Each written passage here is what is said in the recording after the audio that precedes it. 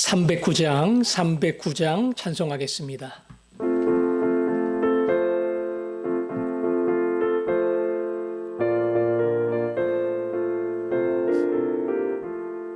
목마른 내 영혼 주가 이미 허락한 그 귀한 영생수 주여 갈망합니다. 그 약속 따라서 힘써 간구하오니 오 주여 내 기도 어서 들어주소서. 예수의 사랑 예수의 사랑 바다 물결같이 내게 임하니 영광의 물결에 온전히 쌓여서 내 영혼의 기쁨 한량없도다. 주 내게 약속한 큰 비 내려주시려 은혜의 저구름 건너편에 떠올라 그 귀한 징조가 내게 밝히 보이니 나 힘을 다하여 주께 간구합니다. 예수의 사랑 예수의 사랑 바다 물결같이 내게 임하니 영광의 물결에 온전히 쌓여서 내 영혼의 기쁨 한량없도다.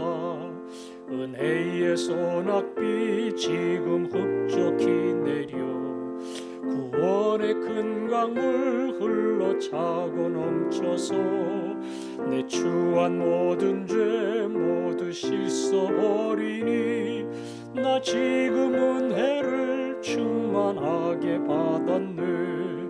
예수의 사랑 예수의 사랑 바다 물결같이 내게 임하니 영광의 물결에 온전히 쌓여서 내 영혼의 기쁨 한량없도다.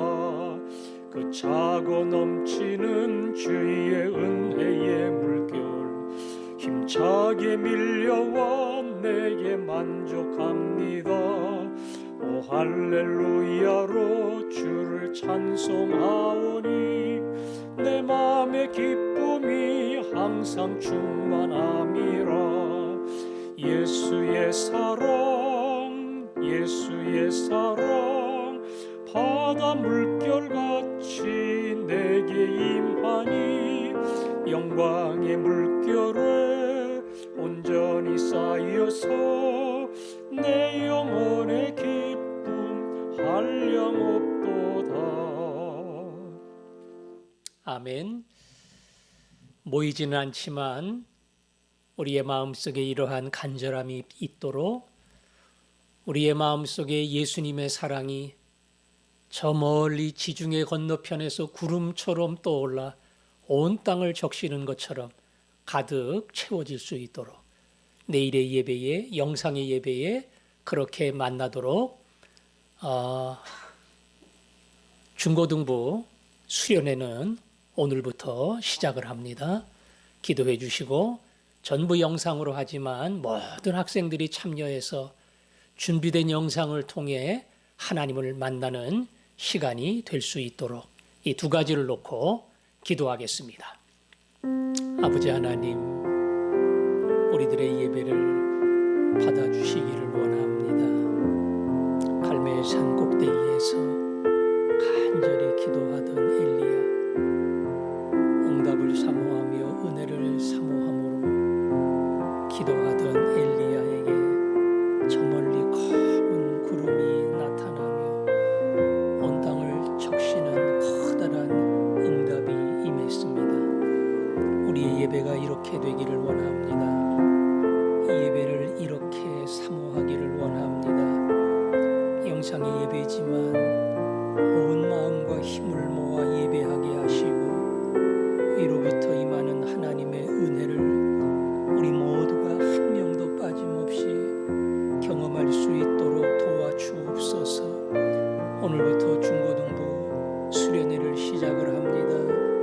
이틀간의 수련회를 통해 하나님 우리를 찾아와 주시고 사랑하는 모든 자녀들이 그 영상 수련회에 참여하게 하시며 말씀을 통해 주시는 은혜를 누리며 비록 대면에 만나지는 못하지만 화전중앙교회 중고등부 한 공동체임을 확인하고 믿음 안에 길을 가며 공부하는 저희들 되게 해 주옵소서. 아멘.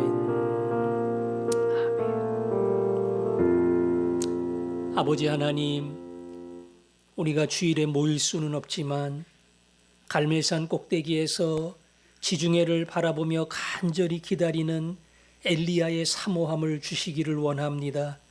영상 가운데 하나님을 만나게 하시고 온 땅에 적시는 충만한 비처럼 우리의 가슴 속에 하나님의 은혜가 임하게 하여 주옵소서. 중고등부 수련회 오늘 내일 진행됩니다. 사랑하는 모든 자녀들을 불러주시고 영상으로 만나주시고 하나님 주고자 하는 은혜를, 능력을, 지혜를 얻는 시간 되게 하여 주옵소서. 예수님 이름으로 기도합니다. 아멘. 디모데후서 2장 16절부터 19절 말씀까지 교독하겠습니다. 디모데후서 2장 16절부터 19절까지입니다. 먼저 읽습니다. 망령되고 헛된 말을 버리라. 그들은 경건하지 아니함에 점점 나아가나니 그들의 말은 악성 종양이 퍼져 나감과 같은데 그 중에 후메네오와 빌레도가 있느니라. 진리에 관하여는 그들이 그릇 되었도다. 부활이 이미 지나갔다 하므로 어떤 사람들의 믿음을 무너뜨리느니라. 그러나 하나님의 견고한 터는 섰으니 인침이 있어 일렀으되 주께서 자기 백성을 아신다 하며 또 주의 이름을 부르는 자마다 불의에서 떠날지어다 하였느니라. 아멘. 목양하는 그 백성들을 바른 말씀으로 가르치고 그들 가운데 말다툼과 분쟁이 없게 해라. 그렇게 하려면 너 자신이 말씀 위에 바로 서야 하고 그리고 예수 그리스도를 담는 인격의 성숙이 있어야 한다. 오늘 15절은 특별히 거짓 교훈, 이단의 교훈을 주의할 것에 대한 경고가 나옵니다. 16절에 보니까 망령되고 헛된 말을 버리라. 그들은 경건하지 아니함에 점점 나아간다. 이 경건하지 아니하는 길을 사실은 가르치고 주장하는 그러한 사람들이 있다는 겁니다. 그것을 헛된 말 이렇게 표현을 했습니다. 어떤 말을 하길래 그것이 헛된 말이고 경건하지 아니하는 길일까? 그 밑으로 내려가면 18절에 진리에 관하여는 그들이 그릇되었도다. 부활이 이미 지나갔다 하므로 어떤 사람들의 믿음을 무너뜨리느니라. 부활이 지나갔다. 조금 정확히 이야기하면 몸의 부활은 없다. 이렇게 가르치는 사람들입니다. 아마도 영지주의를 이야기하는 것 같은데 영지주의는 여러 가지 그들의 교리가 있는데요. 그 중에 하나는 철저한 이혼론이에요. 우리의 영혼은 몸이라고 하는 더러운 집에 머물러 산다. 이 몸은 늘 더럽고 죄를 지을 수밖에 없다. 따라서 철저한 금욕의 생활을 하든가 아니면 거꾸로 마음껏 세상을 즐긴다 할지라도 영혼은 전혀 문제가 없다. 따라서 이 땅에서 죄를 짓고 살아가는 이 삶에 대하여 우리는 주저할 이유가 없다. 이것을 주장하는 사람들이 영지주의였어요. 그리고 더 나아가 그 영혼은 아주 영적인 지식, 거룩한 지식을 갖게 될 때에 그때에 구원의 반열에 올라간다. 몸과 영혼을 완전히 분리했고 그래서 몸은 버려질 쓰레기 같은 거예요. 어차피 없어질 거예요. 이 몸이 잘못되고 몸이 여기 16절이 말하는 경건하지 아니하는 그 길에 머문다 할지라도 그것 때문에 부담을 갖거나 죄책감을 가질 필요는 전혀 없다는 겁니다. 왜? 몸은 사라지고 부활이 영혼만 부활하는 거기 때문에 그렇다는 거죠. 성경은 몸의 부활을 가르칩니다. 몸의 부활이라는 것이 영혼 부활하고 무슨 차이가 있는가? 영혼 부활도 부활은 부활이에요. 그런데 영혼 부활만 믿는 사람은 몸은 아무 신경 쓸 게 없어. 몸이 어떻게 놀든 무슨 짓을 하든 어차피 쓰레기로 버리는 거니까. 우리는 몸의 부활을 믿습니다. 그래서 이 몸이 거룩하고 몸과 영혼이 다 거룩하게 이 땅에서 살아갈 때에 하나님 앞에 부끄러움이 없는 자가 된다. 이걸 알기 때문에 이 땅에서 우리의 몸을 가지고 성경의 말씀 주의 뜻대로 살려고 하는 그런 마음의 소원이 있고 그 소원을 따라 살아가는 것이 진정 몸의 부활을 믿는 사람들의 신앙의 자세입니다. 예수님도 말씀하시기를 본인이 부활하셨고 그 부활이 부활로 끝나지 않는 것이다. 바울의 말처럼 그것은 첫 열매가 되었고, 첫 열매라는 것은 사과나 가마나가 조금 모양을 비치기 시작하면 자연히 수많은 사과가 매달리겠구나, 수많은 감이 열리겠구나 예상이 되는 것처럼 첫 열매는 항상 그 다음에 따라오는 것들이 있다. 예수 그리스도가 첫 열매고 부활의 몸이고 우리도 영광스러운 부활의 몸으로 그 나라에서 일어난다. 성경은 이 부활의 몸이 있다는 것을 우리에게 가르쳤고요. 여기 이단 사상을 가진 사람들은 그런 부활이라는 건 없어. 그러니까 몸이 저지르는 경건치 않음과 죄에 대하여 우리는 신경 쓰거나 무슨 죄책감을 갖거나 부담과 주저함을 가질 필요가 없다. 이렇게 거짓된 주장을 하는 겁니다. 따라서 진리가 지나갔다고 하는 그들의 헛된 말, 그 말은 결국 경건치 아니함으로 나아가고 17절은 그것이 악성 종양이 된다. 악성 종양 그러면은 암이 생각나잖아요. 전이가 되잖아요.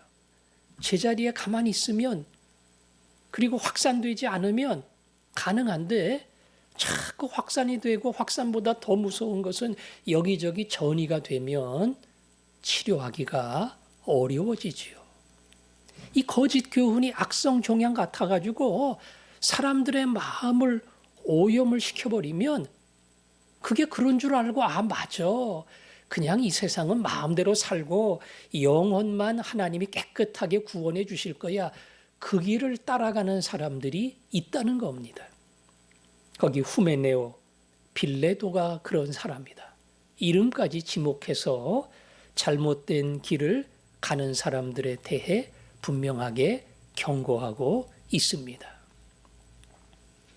그리고는 19절에 보니까 그러나 하나님의 견고한 터는 섰으니 인침이 있어 일렀으되 주께서 자기 백성을 아신다 하며 또 주의 이름을 부르는 자마다 불의에서 떠날지어다 하였느니라.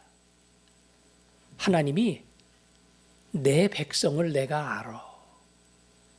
이 땅에서 의롭게 살려고 열심히 노력하다가 물론 완전하게 살 수는 없을 거야. 그러나 자기의 영혼, 그 마음과 몸까지 주님을 위해 내 손이, 내 발이, 내게 주신 시간과 물질과 재능이 주님을 위해 드려질 수 있도록 그렇게 세상에서 의를 쫓아 살아가는 그 백성을 내가 안다. 반면에 그들은 19절에 뭐라고 그랬습니까? 주의 이름을 부르는 자마다 불의에서 떠날지어다. 정말 주님을 부르며 주님을 닮기 원하는 사람은 불의에서 말 그대로 예수님이 원치 않는 불경건한 삶에서 떠나고 경건한 삶으로 자꾸 경건의 연습을 하고 그렇게 살려고 노력을 하고 자기의 욕심을 버리고 이기적 마음을 포기하고 내 힘과 노력과 정성을 또 다른 사람을 위해 나누어 주고 그런 경건의 삶을 자꾸 연습하게 된다는 겁니다. 그래서 오늘 바울은 오늘은 존재하지 않지만 그때 존재했던 이단 사상에 대해서 경고를 하고 그게 이단이니까 말도 안 되는 소리야 이러고 받아주지 않을 것 같은데 그게 악성 종양처럼 찾아온다. 그리고 말도 안 되는 그게 이해가 되고 믿어지고 따라가게 되고 결국 여기 18절의 말씀처럼 어떤 사람들의 믿음을 무너뜨리느니라.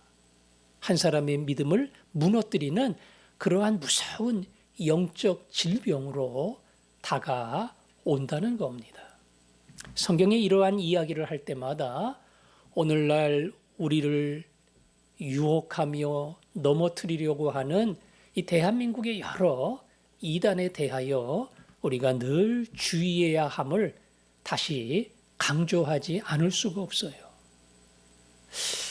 신천지, 하나님의 교회, 안산홍, 또 뭐 요즘 중국에서 이 신앙을 오염시킨 동방 번개, 그게 이제 대한민국에 들어와서 저는 전혀 모르는데 사실은 비밀리에 여기저기서 활동을 하면서 이 대한민국을 영적으로 오염시키고 있다. 이단은 멈추는 법이 없어요. 물론 영원하지는 않습니다. 한참 잘 나가다가 언젠가는 꺾이고 무너집니다. 근데 또 새로운 이단이 계속 거짓 이단과 교훈들이 들어오고 그것에 끌려서 말도 안 되는 거짓 교리를 따라 이단을 쫓아가는 그러한 사람들이 있어요. 그래서 오늘 바울이 강조한 겁니다. 부활이 없기는 왜 없어?